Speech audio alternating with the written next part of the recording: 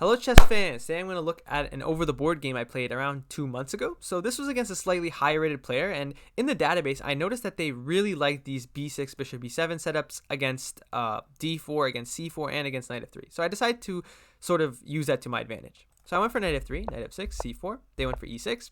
And generally the best setup against b6 and bishop b7 is to go for g3 and bishop g2. The idea being is that, okay, your bishop is going to also counteract this diagonal, but also your bishop is going to eventually be defended by the king, while their bishop is undefended. So that can lead to many tactics. So here they decided to go for d4. I went bishop g2 and bishop e7. So this was actually a little bit unexpected. I did expect my opponent to go for like b6 right away, because I noticed that's what they had previously done. And so this was all expected. So castles. And in this position, there's a few different setups that you can take. So one of the main setups is to go d4. And then this transposes directly into a Catalan. And then here b6 is one of the main lines, and d takes d4. And then eventual b6, which I didn't really want to get into because, okay, Catalan is a really, really big endeavor. So I wanted to keep it more offbeat. The other option is to go b3. And against b3, I would assume my opponent would go b6. And then we'd get some sort of position like this, which is really, really theoretically topical at the moment. So both sides fianchetto, and then you have a very, very dynamic and positional position. So instead of that, I decided to go for this move d3. And d3 is a sort of different type of move. So I think this move, I was first introduced to it when Ali Reza, I believe. Ali Reza played it against Anish Giri. It's an interesting move. Essentially, you're just defending the pawn here. But also you're having some ideas of e4, but also you're keeping flexible. Because, okay, if we don't want to commit to a Catalan, our pawn is not going to go on d4. So maybe our bishop can come out this way, maybe our knight can come here, but we're just not sure. So we want to see what black commits to. And here I pretty much knew my opponent would commit to b6. So now I took. And now an important distinction is now if they take with the knight, usually if we played, I don't know, some d4 move, this might not be ideal, but now we have the idea of e4, attacking the knight, and then okay, this gets into some theory with rook e1 and d4. And then here, actually, white has a nice advantage. So instead of that, they played e takes, which is the best move. Now I played knight c3, and if you're wondering why d4 is bad, it's because I can just take it and then pick up the rook. So they played bishop e7, preventing that. And here, there's a lot of different moves. Now, during the game, actually, I had not prepared the specific position for this game. Now, I have played this position or somewhat similar positions to it out of a different move order, but I was really unfamiliar with what to do. Now in hindsight, one of the interesting moves here is this move knight d4, the idea being that you're going to get your bishop open on the diagonal, and if they go c5, then you have knight f5, just simply winning the bishop pair. So in response to this, one of the maybe best moves is g6, just to prevent that, but then you can go like bishop f4, and now if c5, your knight sort of has this nice outpost, and if they prevent you from getting to c7, then your knight is pretty much stuck on b5. So I think this would have been an interesting option to consider. Instead of that, I went for this move e3, which at first looks like counterintuitive. Like, wasn't your idea with d3 to keep the bishop flexible? It's also why the most popular move in this position is bishop f4, which I think is also very, very reasonable, but okay, I also just generally don't feel like the bishop belongs here. I feel like maybe the bishop might be better on the long diagonal, but okay. Alas, that remains to be seen whether that's true. So my opponent went for c5, taking control of the center, and I went for b3, simply allowing my bishop to develop and also not really signaling where I want to commit to yet. And now my opponent went knight c6, and this is the first point where I have a sort of difficult decision. Up to this point, my setup has been very, very fluid and very, very flexible. Like, I haven't really committed to much. But here I noticed my opponent's threatening d4, and I really just didn't know what to do. If I played d4 myself, I was worried that my opponent had some combination of maybe c takes and knight e4 along with bringing the bishop to this diagonal. For example, a sample line might go like knight e4, bishop e2, bishop a6 here, and now knight b4. Okay, well, this is a sort of different idea, but the idea is to get to d3, and it didn't really seem clear to me what's happening. And here knight e5 apparently prevents that, but okay, it's not incredibly clear to me what's happening. Even after here, okay, you would have bishop takes e4, you'd have to see that, and then okay, this is still completely unobvious, but apparently this position is quite decent for white. Moreover, I think I was also worried about ideas like takes, and then knight e4, with the idea to bring the bishop to the diagonal. If I go bishop b2, then he'll go bishop f6, and he'll be winning, so I have to take, and then go bishop b2, and then this position is just like very, very boring. And here I thought I was slightly worse after like bishop a3. And the engine says it's completely equal. So maybe good I didn't go for this. So instead of that, I think I played a more ambitious move, which is knight e2. At first, it doesn't really make a lot of sense. Like, you are undeveloping, but okay, my idea is to prevent this d4 move and just sort of keep flexible. Like, I don't believe the knight is worse on e2 than on c3. They're about equal. And he still doesn't have any knight e4 ideas. So here, he probably should have played d4 anyways. My plan was to go takes, and after knight takes, to go takes, takes. Now bishop b2 attacking here. Bishop c5, a3, threatening b4, so they'd have to go a5. And then something like this would occur anyways, and I guess the position is around about equal. So, but I do have some threats. So that's probably what they should have gone for, but okay, maybe my opponent didn't want to trade all the pieces, and I'm not sure if this line is all even forced. Seems like it is. There's not much better. But here I also have the option, I think my opponent told me after the game, was this knight e5 move, which they thought was more critical, something like takes, takes, and takes. I guess actually here I am losing a pawn or something. Oh, no, the rook's hanging. Rook b8, bishop g2. Okay, I am losing a pawn after this. But okay, I have the bishop pair. Maybe I have compensation. And the final option was e4. And then the idea would be to go knight h4 and f4.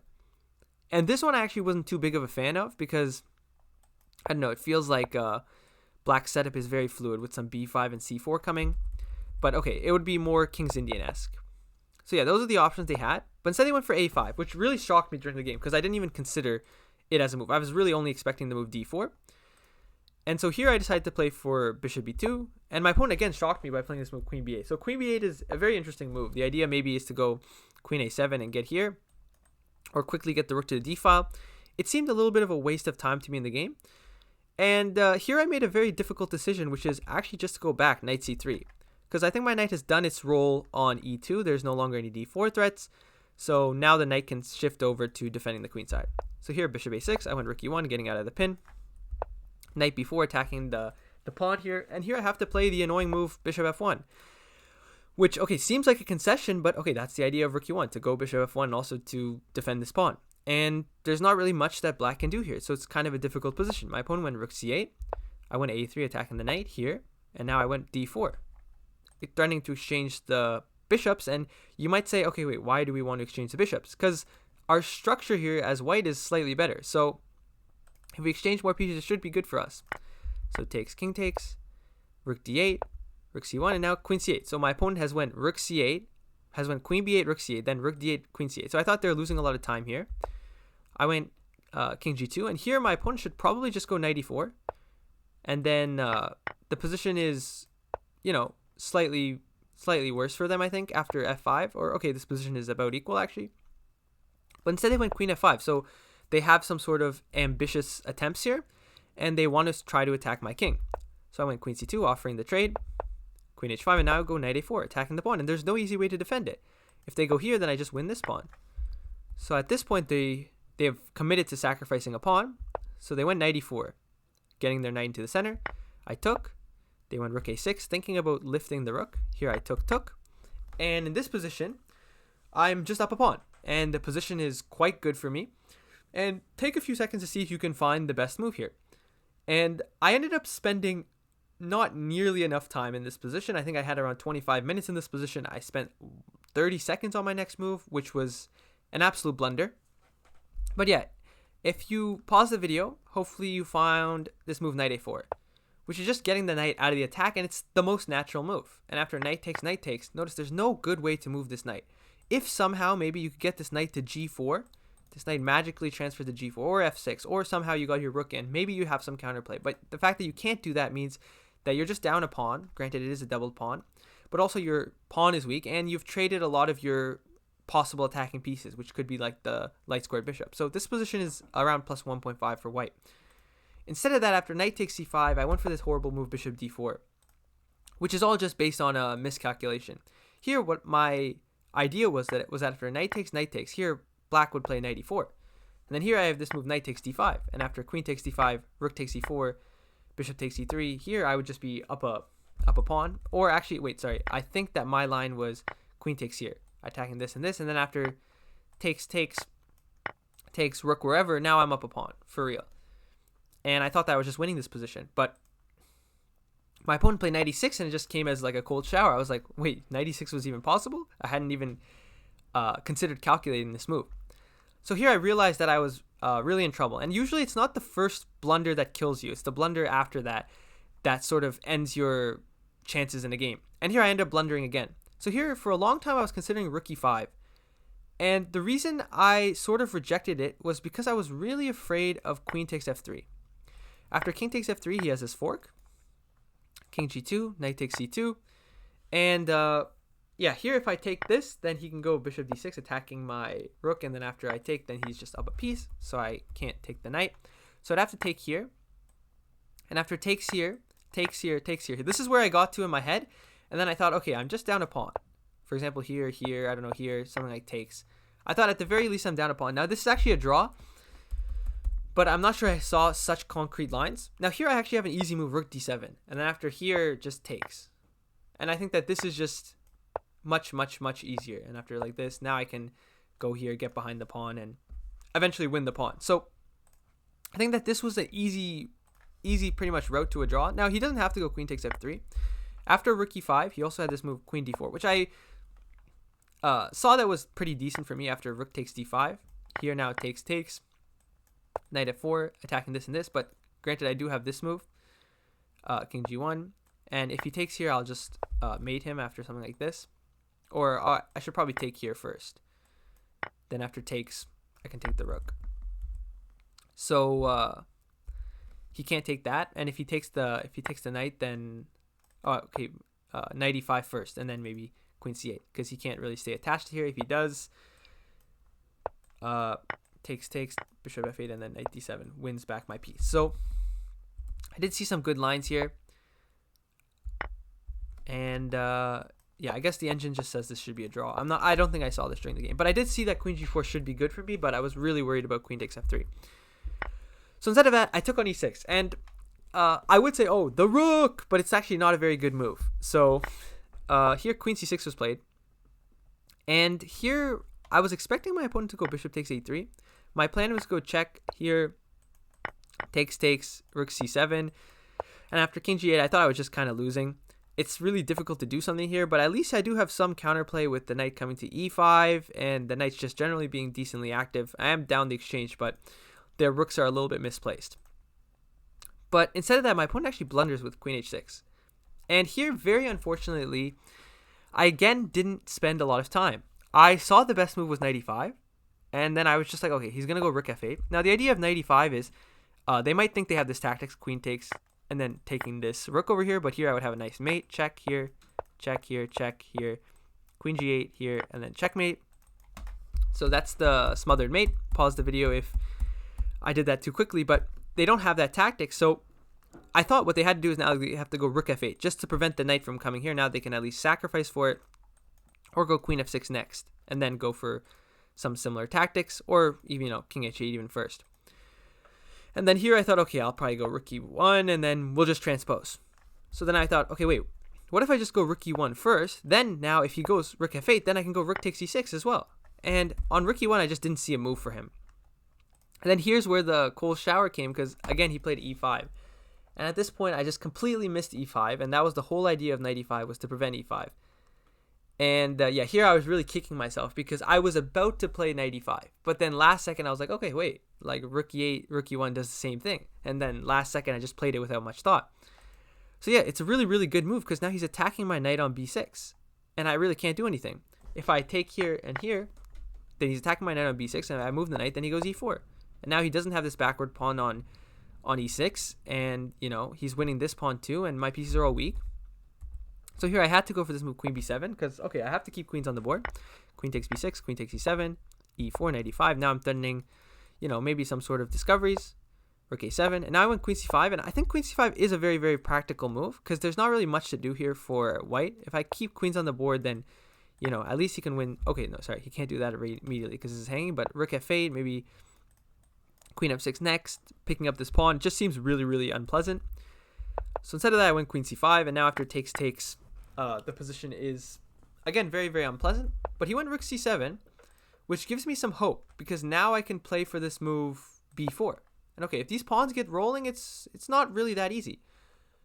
now he went rook e8, and here I had to play this move f4. Now, at one point I was gonna play this move knight g4, but then he has d4, and then h5 comes, and I can't really move my knight anywhere. For example, here the best move is here, and then okay, if the knight gets to h2, I think I've clearly lost this game. So I had to play this move f4, and I had to see that this endgame is actually maybe kind of difficult.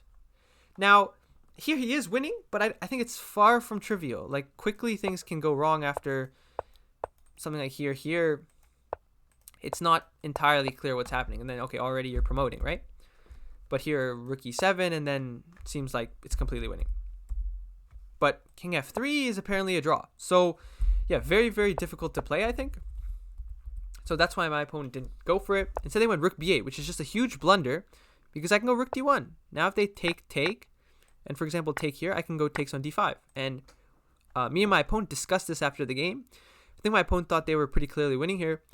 After rook b2, king h3, I thought they were winning too, but I didn't think it was anything but clear. Like, I still think it could be a draw. For example, I'm threatening checkmate in 1 because the knight covers f7, so they have to go for like king f8. Now here, like c6, e3, and then knight d7 is already doing very good. If they go like king e7, then rook f5 here and check, and then we pick up this pawn, and then, you know, this position is very, very clearly a draw after the knight gets to f3. So I think I definitely could have held the position, but instead I went rook b1 because I had 10 seconds left. And yeah, take a few seconds to see if you can find the winning move. The move is rook takes c5. And originally I thought I had knight d7, but then I just missed rook c2. And then actually after rook takes c5, I just resigned because there's really no moves here anymore. King h3 is the best move, but then you know, he can just go around picking up pawns and start pushing his pawns, and I don't even have any counterplay. So yeah, enough to resign in that position. So yeah, a little bit of a sad game. I think for the most of the game, I was from the opening, I was doing really well. I was not confident in my position at this point, but then after a5, bishop b2, bishop b8, this type of position came, and I was pretty confident. Then my opponent started getting very aggressive. I won this pawn. I was very confident, and then bishop d4 came. From then, I was on the back foot, and yeah, I got some chances with this knight e5 move, but okay, my opponent played a pretty accurate game, and I think that the game taught me that it's really, really not the first mistake that ever kills you. Like, your opponent is going to make many, many, many mistakes. You're going to make many, many, many mistakes. So the most important thing is your mentality after you make a mistake and your ability to bounce back from that. So yeah, that's in today's video, guys. If you liked the video, please remember to like and subscribe, and I'll see you guys in the next one.